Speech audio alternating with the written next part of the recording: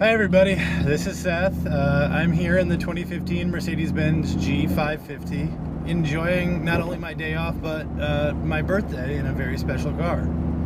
So even though the AMG versions may have a little bit more power, this one doesn't really lack. It's rocking a naturally aspirated 5.5 liter V8. It makes 382 horsepower and 391 pound-feet of torque, and it's connected to a 7-speed automatic transmission.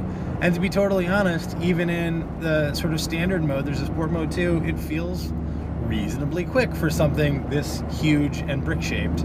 Now, calling it a base model really isn't fair because there's not a lot of stuff that you'd really want in a hyper luxury off-roader that this doesn't have. I mean, all the off-road toys are here. We've got 3 separate locking differentials, front, central, and rear. There's obviously a low range, a 2-mode transfer case, and then it's also got the 4MATIC system that you know from other Mercedes products. So I certainly haven't gotten a chance to go rock crawling anywhere, or even really taking this anywhere aggressive off-road, but history and people who know a lot more about off-roading than I do tell me that there's no question this is incredibly capable off-roader.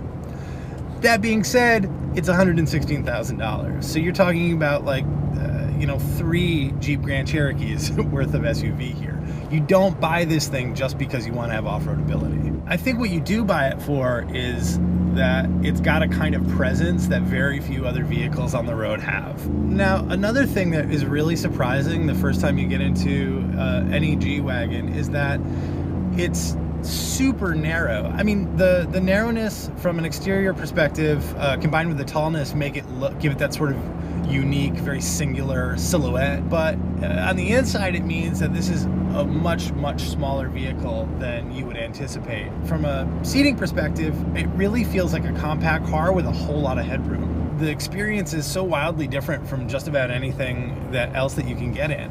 You're up really high, the suspension is soft and a little bit boundy. The steering is so weird. It's got kind of a slow response up to a point, and then it seems to turn in all at once when you're a couple of degrees past center. There's obviously a lot of body roll if you're trying to corner hard at all. It does want to stick, I guess, but my ability to really want to push it into a hard corner is mitigated by the fact that I'm afraid I'm just going to flip over. Another thing that's really entertaining about driving this car is just the sound of the V8.